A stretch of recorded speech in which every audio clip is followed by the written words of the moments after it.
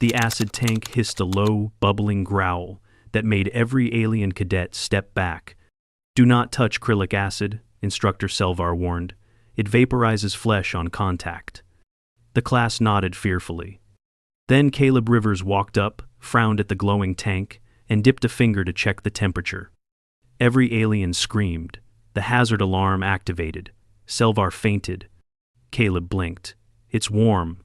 3 hours earlier, Caleb had been elbow-deep in a faulty grav washer on Deck G when a buzzing message scrolled across his wrist panel. "Mandatory safety orientation. Hazardous materials lab, attend immediately."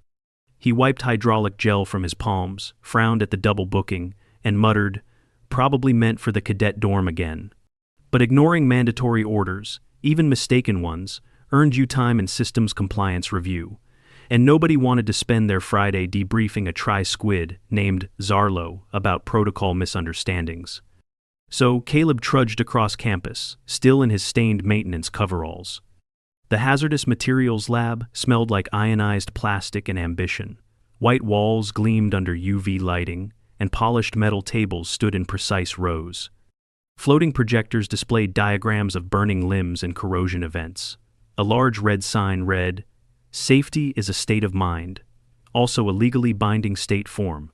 Aliens gathered in small groups, whispering in hushed clicks and warbles. Species from across the quadrant, the lavender-skinned Vrin with their sensitive dermis sensors, the hexapedal Arnoke balancing warily on the non-conductive floor, and even a lone Eltheri who carried her own pressurized air bubble just in case someone sneezed acid by mistake. Caleb stood alone. He rubbed at the back of his neck and shifted from foot to foot. The vent unit above him coughed weakly and stopped spinning. Of course it broke. He rolled his eyes and started unzipping the top of his coveralls for airflow when Instructor Selvar entered 7 feet of glittering chitin and righteous authority. "Silence," Selvar intoned, his voice laced with static from his translator node. "You stand before the known galaxy's most lethal materials. Respect is not optional. Ignorance is fatal." A few students bowed. Caleb scratched his nose. Selvar's antennae flicked toward him, but the instructor moved on, dragging a tall containment cart into the center of the room. The class leaned back as it rolled to a stop. One cylindrical tank stood at its center, glowing faintly with blue-green light. Inside, viscous fluid churned with eerie consistency, tiny bubbles climbing endlessly toward the surface, like spirits trying to escape. Selvar drew a stylus across a data slab. "This," he said gravely, "is acrylic acid." The words landed like a thrown knife. Even Caleb felt his stomach clench. Acrylic acid is unstable, aggressive, and non-negotiable. It ignores most barriers, devours organics, and produces vapor so corrosive it once melted an entire moonbase's medical wing through 5 layers of hull plating. He paused for effect. The Vrin student nearest the tank took a careful step back. The Eltheri sealed her bubble tighter. "Let us be clear," Selvar continued. "You do not sniff it. You do not shake it. You do not see what happens when mixed with lunch juice." A few of the braver species chuckled nervously. "And," Selvar said, voice deepening, "you never, under any circumstances, touch the tank." He tapped his stylus, and a floating chart appeared. Chemical Resistance Index by Species. Humans sat near the bottom, just above the sponge-based Lakiri. Laughter buzzed through the group. Low epidermal density. High nerve sensitivity. Minimal dermal shielding. Selvar read aloud, his tone dry. Statistically, human tissue liquefies faster than any other intelligent species present. Another wave of giggles. The Arnoke chittered something that made his friend snort through 3 nostrils. Caleb stared at the chart, lips twitching. He leaned toward the Vrin beside him. "We also invented anti-itch cream," he muttered. She blinked, confused. Selvar moved to the cart. "Observe now as I carefully expose the tank's containment latch. This is purely visual. Do not—" A small hissing escaped from the vent seam behind Caleb. He blinked. Warm air brushed his neck, then hot. The lab's environmental systems were ancient, and someone, probably his own maintenance department, had rerouted the coolant lines again. Sweat gathered under his collar. "Approach, unless instructed," Selvar was saying. But Caleb wasn't listening. He squinted at the tank, noticing a faint shimmer near one of the welded seams. A single droplet, thicker than water, glossier, oozed from the upper ridge. It clung to the tank's edge like sap from a wounded tree. Was that a leak? Do not touch the tank, Selvar repeated, sharper now. I repeat. Caleb took a step forward. Human, stop. Every head turned. Selvar's stylus dropped. Caleb had already reached out. He tapped the tank with a fingertip. No burning, no sizzling, no pain. Then before anyone could stop him, he reached higher, dipped his index finger into the small droplet of acrylic acid rolling down the seam. The world paused. Alarms activated instantly. Crimson warning lights spun from the ceiling. Biohazard shields shimmered into place. 2 cadets screamed and dove behind a prep table. Another smashed the med emergency button, releasing a whirring fleet of drones from the ceiling. The Eltheri fainted inside her bubble. Selvar let out a sound somewhere between a war cry and a faint and collapsed sideways. Caleb held his hand up, blinking. It's warm, he said, confused. Then, casually, he flicked his hand twice and wiped his finger on the side of his pants. One of the drones began screaming in binary. The med unit zipped forward, scanning his hand from 30 angles. A screen displayed epidermal status, structurally intact. More drones circled. A large one sprayed a containment mist around his arm. Another tried to inject him with 6 needles at once before recalibrating for human anatomy. Caleb took a step back, swatting them away. Hey, I'm not even singed. One of the Arnok cadets was hyperventilating. The Eltheri bubble rolled toward the exit on autopilot. Selvar's limp form twitched once. Finally, the lab door slammed shut, locking down with a series of metallic thunks. Caleb looked around. What? He said. It was leaking. I just wanted to check the temperature. A voice over the intercom cracked to life. Medical team inbound. Human subject remains conscious. Recommend full toxicological analysis. A second voice, more bureaucratic, added, We are also filing an incident report. Again. Caleb sat in a transparent exam pod an hour later, arm extended under a scanning arch. A bored med officer tapped through results. No necrosis, no burns, no nerve degradation, the officer muttered. You should be melting. You sure you touched it? Caleb raised an eyebrow. Want me to do it again? Please don't. Dr. Yirex, a tri-lobed chem-bio specialist, stood nearby with 6 eyes locked on a magnified image of Caleb's fingertip. Remarkable, he said softly. His skin oils contain trace proteins with temporary hydrophobic layering. It acts like a barrier, for a few seconds anyway. Wait, said the med officer. You're saying humans are resistant? Yirex shook his upper lobe. Not resistant, just unexpectedly slippery. Later that day, back in the lab, Selvar clutched a thermos of calming extract. We will be updating the safety protocols, he announced. The class sat very still. A new section will be added, Section 9C, under species exceptions. He turned and stared directly at Caleb. Humans are now designated biochemical outliers, unpredictable resistance levels, prone to touching things. Caleb grinned. So, is that tank off limits, or can I fix the leak? Selvar's hand trembled. Someone caught him just before he fainted again. There was a new sign outside Lab Bay 4 by the next morning.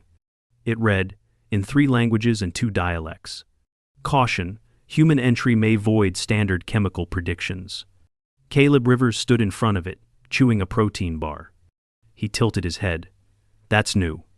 Behind him, Selvar's manned antennae twitched as he approached with an exhausted gait and a set of fresh lab access codes. This is not an endorsement, Selvar muttered. I'm just here for a wrench I left. Caleb pocketed the bar wrapper and wandered in. Selvar hesitated, then followed, flanked by 2 cadets holding portable isolation shields. One of them was the purple Vrin from yesterday, still visibly shaken. The other was a tall, hawk-faced Dolari who looked like she was ready to physically restrain Caleb if he so much as breathed in the direction of another chemical tank.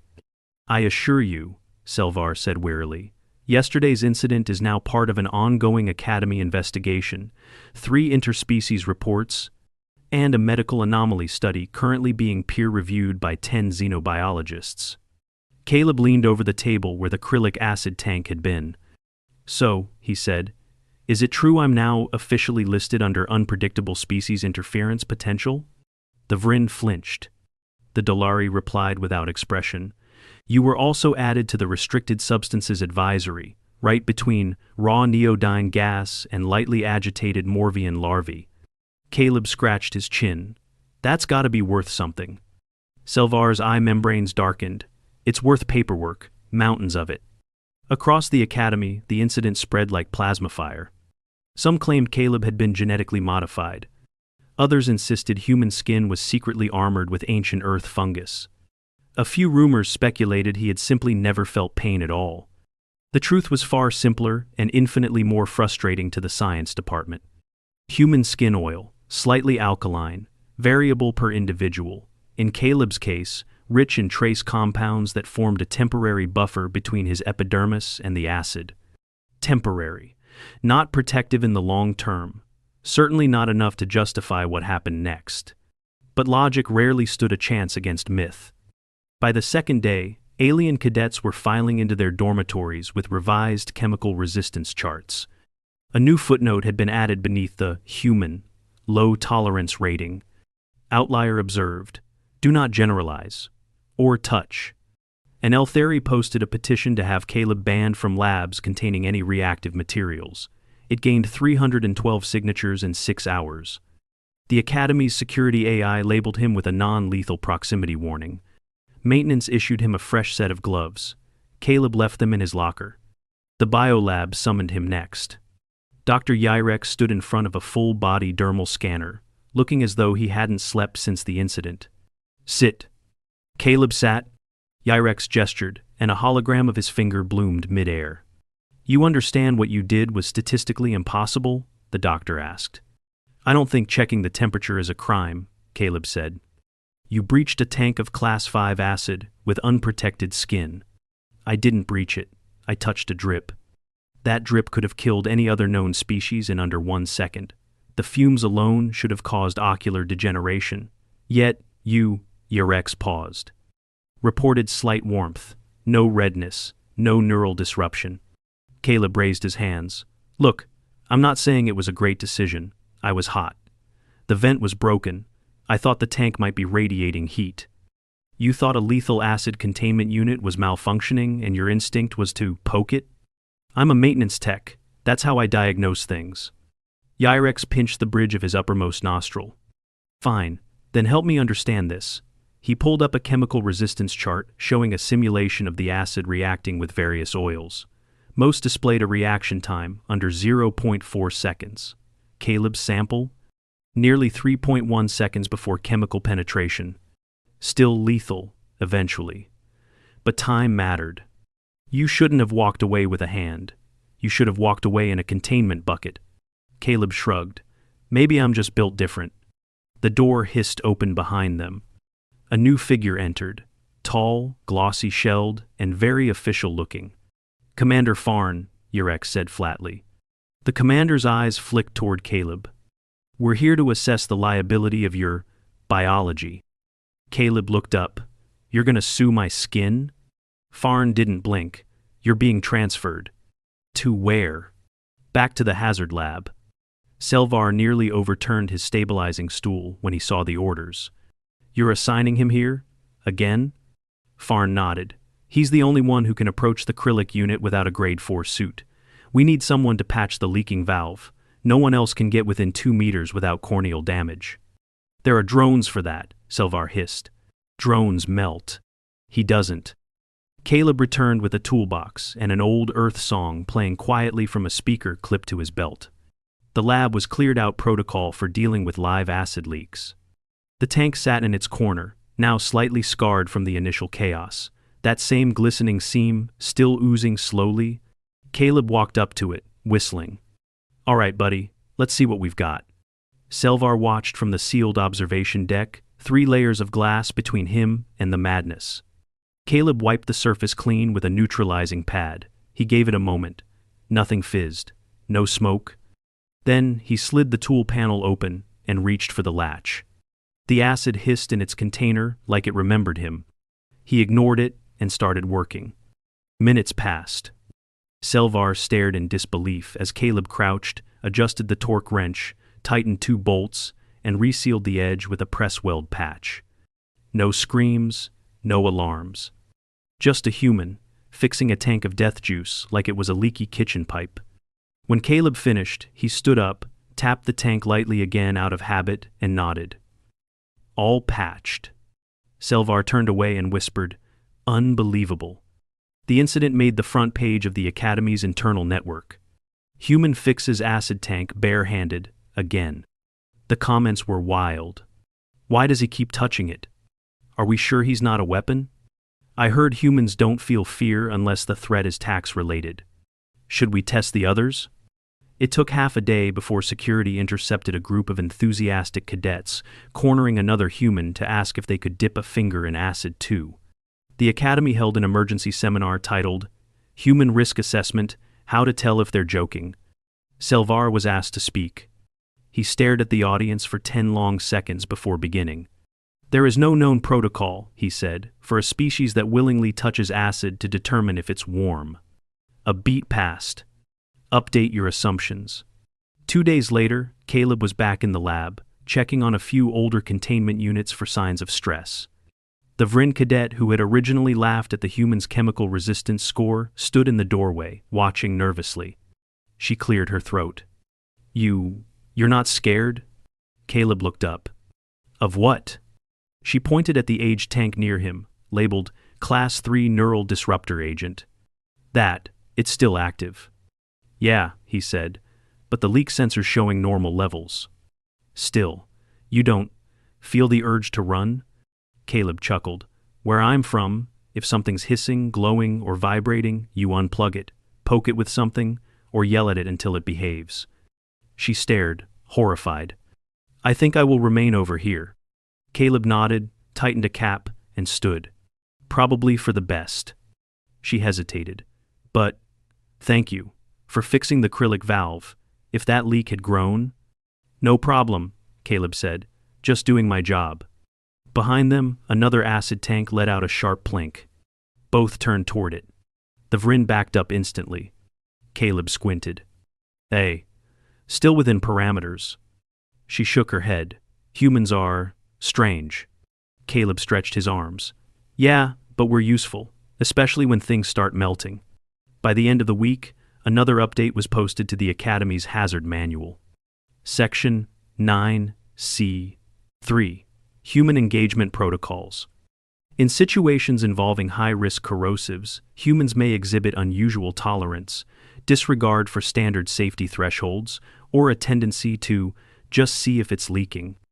Do not attempt to emulate this behavior unless you possess similar epidermal chemistry or a death wish. Caleb read it and smiled.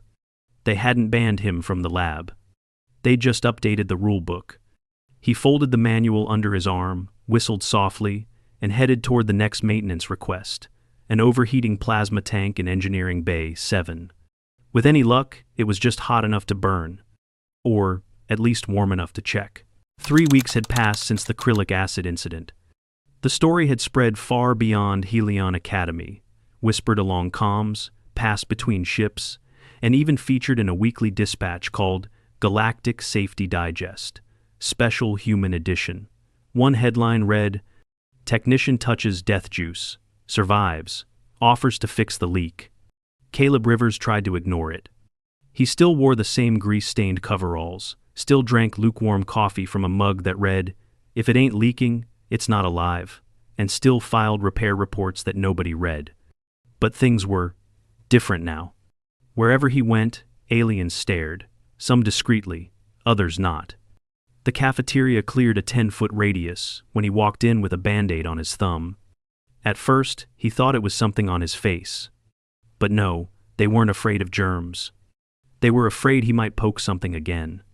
It didn't help that every lab Caleb entered now included a mandatory safety announcement. Please refrain from skin contact with any and all volatile substances, even if you are a human technician with a proven tolerance anomaly. The quotes around proven were doing a lot of work. One morning, as he repaired a faulty cryo-seal in the propulsion module, a high-pitched voice piped up behind him. "Excuse me, human?" Caleb turned. A round, metallic exosuit wobbled toward him, piloted by what appeared to be an Umari, soft-bodied, aquatic, and easily stressed. "Yes?" Caleb wiped frost from his gloves. The Umari peered through the suit's dome. "Would you possibly demonstrate your acid resistance for our safety symposium?" Caleb frowned. "You want me to touch more acid?" "Well, yes, for science. The theme this year is species resilience and risk perception. Hard pass." "Oh, that's disappointing." The Umari turned to leave, then hesitated. "Is it true you didn't even flinch?" "I flinched a little," Caleb muttered. "You're listed as functionally unreactive. That's just my face." The exosuit beeped and rolled away. Caleb sighed and returned to tightening the seal. By now, the Academy had added 2 new training modules based solely on Caleb's incident. One was titled Unexpected Biological Tolerances, the Human Factor. The other, Do Not Assume They Know Better, When Curiosity Defeats Self-Preservation. Instructor Selvar was assigned to teach both. It did little to improve his health. He began each class with the same warning. If you see a human moving toward a container labeled Class 5 lethality, do not ask why. Do not assume they are joking, and never assume it's safe just because they're smiling. Caleb's popularity among the alien cadets was a strange phenomenon. Half admired him. The other half treated him like a barely contained biological weapon. He began receiving strange gifts, insulated gloves from a nervous Valari, a handwritten note from a Rainoke that read, "For the one who survives the unthinkable," and even a commemorative pin shaped like acrylic tank with the words, "I touched it," engraved underneath. Caleb wore the pin exactly once. Selvar confiscated it before the next lab session. The real shift came when the Academy Council summoned him. He walked into the circular meeting chamber, still in his coveralls, tool belt slung over one shoulder. 12 high-ranking officials sat around a raised platform, each from a different species. Glowing sigils behind them represented departments like xenobiology, interstellar law, and interdisciplinary harm reduction. Counselor Prex, a translucent-skinned being with visible arterial pulses, addressed him first. "Technician Rivers, we require clarification." Caleb raised a brow. "Did I break something?" "No, you fixed something, and that's what worries us." The council played footage of the Krillic incident. The screaming, the fainting, the flicked finger. Then the footage cut to drone logs, showing Caleb calmly patching the tank without gear. "You should not have survived," said Prex. "Yeah, I've heard that." Counselor Wraith, a bone-plated Sornar, leaned forward. "Some on this council believe you are an anomaly. Others believe you are a threat. Which are you?" Caleb looked around the room. "I'm a technician. That's it." "You rewrote our containment protocols with your finger." Caleb gave a half-smile. "That wasn't the plan." Counselor Prex gestured to a panel. "We've reviewed your dermal composition, your sweat glands, your skin oils, everything. Do you know what we concluded? That I need to moisturize?" A few counselors blinked in confusion. Selvar, seated silently along the side wall, buried his face in his data pad. Prex continued. "We concluded you represent a category of threat we've never considered. Benign volatility." Caleb squinted. "That sounds made up." "It means you are statistically unlikely to intend harm, but extremely likely to cause it by accident." Counselor Wraith added, "Your species survives on a combination of boldness and obliviousness. That makes you uniquely dangerous in environments where fear preserves life." "I wasn't being bold," Caleb said. "I was trying to figure out if the tank was overheating. By touching it. Would you prefer I let it blow?" Silence. Selvar, without looking up, muttered, "That is technically fair." After a long debate, the council made its decision. Caleb would not be expelled, punished, or assigned to a different department. Instead, he would be given a new role, Technical Hazard Liaison. No pay increase, but full lab access, and a badge that read, Level 0 Hazard Rating, Human. Back in the hazard lab, a few days later, Caleb found himself training alongside a new batch of cadets. This time, he was on the other side of the containment barrier, assisting with system checks, while Selvar lectured.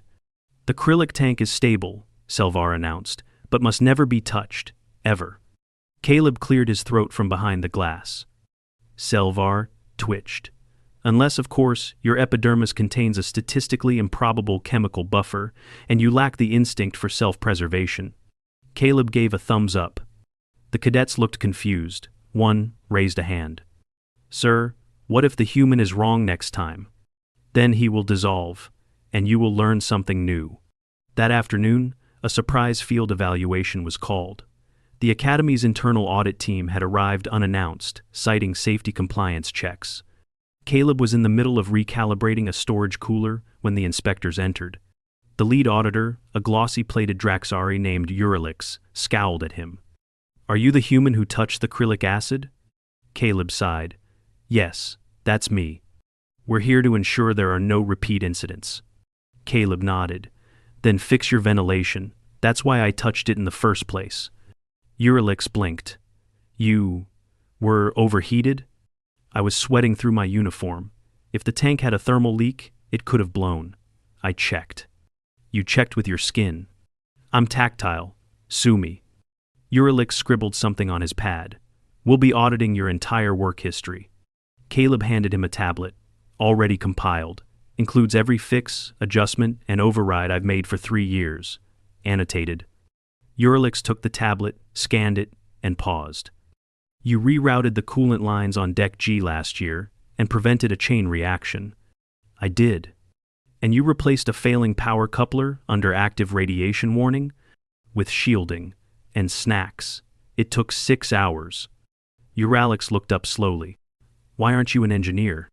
Caleb shrugged. "I like fixing things, not sitting in meetings." The Draxari tapped his pad again. "You're reckless. Only when things are broken." Another pause. "You're also very good. Don't sound so surprised." In the end, the audit team made just 2 official recommendations.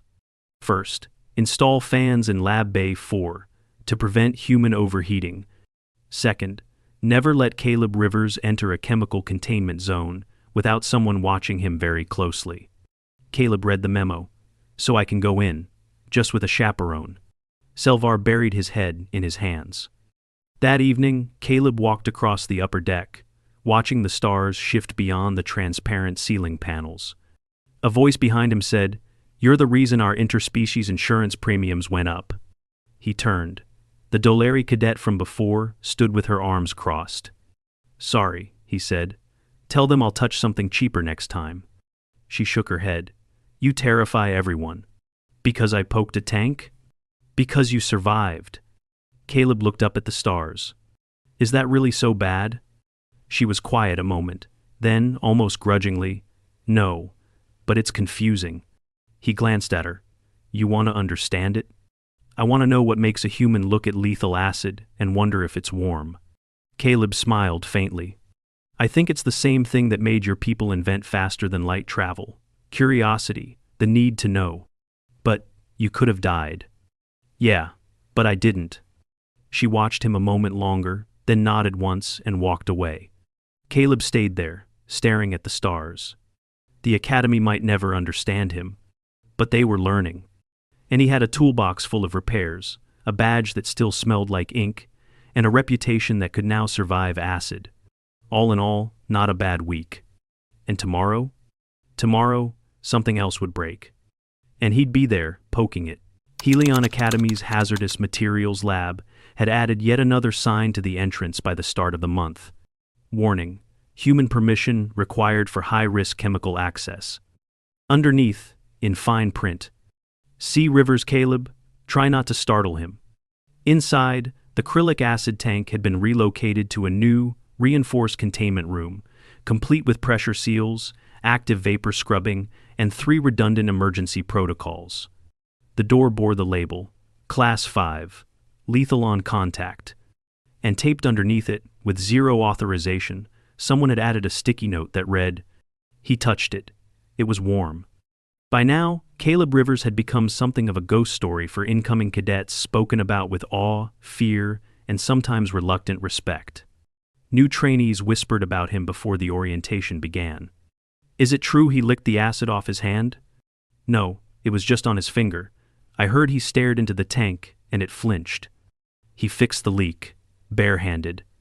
My cousin saw him sneeze on a corrosive resin, and it apologized. None of it was true. Not the sneezing, not the licking, and definitely not the tank flinching. But the myth had grown beyond Caleb's control. He tried to ignore it. Then came the invitation. Not from the Academy, not from Selvar. From the Zanari Chemical Congress, the most prestigious interstellar science body dedicated to hazardous material research and containment theory. Caleb had to read the message twice. To Technician Caleb Rivers, we formally request your presence at the 5th Annual Galactic Reactive Compounds Symposium. Your presence is of significant scientific interest. Enclosed, travel voucher, guest credentials, and presentation slot. He showed the message to Selvar. Selvar stared at the screen, then rubbed his eyes with 3 fingers. You're giving a presentation? He asked, hoarsely. Caleb shrugged. Looks like it. About what, exactly? How I Didn't Melt, by Caleb Rivers? I was thinking more like unexpected human tolerances in high corrosive environments. Selvar exhaled slowly. Don't touch anything on stage. No promises. The symposium was held aboard the Valenti Ark, a massive research vessel orbiting a red dwarf system. It had rotating rings, self-cleaning walkways, and over 300 attending xenochemists, toxicologists, and containment specialists from 27 species. Caleb walked through the main atrium wearing his cleaned-up coveralls. He'd politely declined the formal robes offered at the entrance. He was here to be honest, not impressive. Dr. Yirex met him outside the presentation hall. You're late, Yirex said, eyes shifting. I was stuck in the self-documenting elevator. The what? It kept narrating my movement. I had to convince it I wasn't part of an emergency. Yirex stared at him. This is exactly why you confused the council. The symposium's main chamber was vast and echoing. A raised central platform displayed labeled samples of dangerous substances, acrylic acid among them. One presenter, a Telari from the Mern V Institute, was currently demonstrating a new non-reactive containment gel that could suspend Class 3 oxidizers indefinitely. The audience murmured appreciatively. Then it was Caleb's turn. He stepped onto the platform and faced a sea of eyes, compound, lens-based, and neural visual alike. Hi, he began. I'm Caleb. I fix things. Polite silence. I'm also, apparently, the only person to touch acrylic acid with my bare skin and not immediately explode. A few scientists leaned forward. I wasn't trying to prove anything, Caleb continued. The ventilation was broken. I was overheating. The tank was leaking. I checked the seal. I touched the drip. He paused. I did not know it was acid. Not then. Someone gasped. I should have. That's on me. Polite laughter. But it turns out my skin oils created a brief barrier. Not perfect, not repeatable, just long enough to avoid damage. He tapped the projector behind him. It displayed the chemical structure of his sebum, annotated by Yirex. I'm not resistant. I'm not immune. I just got lucky, and maybe a little chemically weird. The next slide showed his repair log's routine jobs. Every day. Boring stuff. But I wasn't brave. I was just doing maintenance. He looked at the crowd. And that's the part I think we forget. We design systems to be perfect, controlled, predictable. But entropy doesn't care. Pipes burst, seals leak, people make mistakes. He took a breath. I didn't survive because I'm human.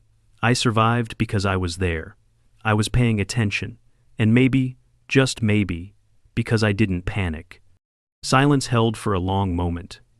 Then someone in the back raised a tentacle. Would you touch it again? Caleb blinked. No. Laughter broke out.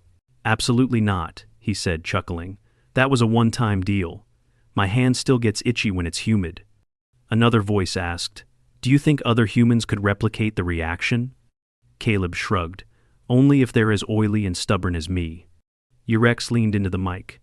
We are testing 6 candidates next month. Caleb turned to him. You're what? Volunteers only, Yirex added quickly. The room laughed again. After the talk, a crowd gathered around him. Some asked for copies of his skin scan, others offered to test him against milder compounds. One curious pair invited him to a toxicity tasting event. He declined instantly. By the end of the day, he had 12 follow-up requests, 3 interview offers, and a surprisingly detailed sketch of his finger on a commemorative symposium mug. He kept the mug. Back at Helion, Caleb's return was met with what passed for quiet celebration. Selvar didn't faint. He simply looked up from his data slab and asked, "Did you embarrass us?" "I was very professional. Did you touch anything?" "Only a coffee dispenser." Selvar nodded once. "That's progress." The final addition to the safety manual came a week later. Section 9C. 7.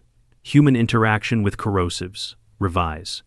Humans may present unpredictable resistance to certain compounds due to biochemical variants.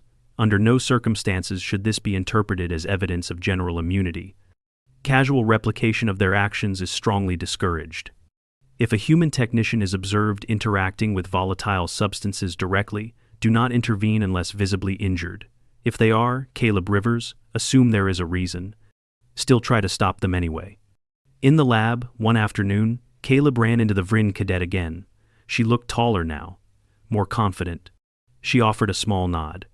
"They made your talk mandatory viewing for new students," she said.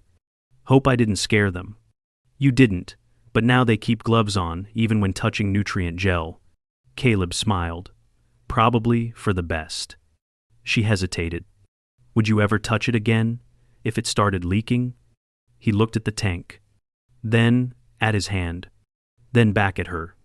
"Only if nobody else was around," he said, "and only if it needed fixing." She nodded. "I think that's what scares them most." "What?" "That you don't think it's scary." Caleb tilted his head. "I do. I just know what's scarier." "Like what?" He smiled, letting it stay broken. Later that night, he sat alone in the lab, staring at the glowing tank. It hummed softly under its reinforced seals. Everything looked stable. But he checked anyway. Not with a finger. With sensors, diagnostics, logs. That was the real shift. Not that he could touch it, but that now, finally, he didn't have to. Still, as he turned to leave, he paused and gently patted the side of the tank, gloved this time. "Stay warm, buddy." Behind him, nothing screamed. Nothing melted. And somewhere deep in the safety systems, a little alert blinked. Human presence detected, system stable. Caleb walked out of the lab. The door sealed behind him. And this time,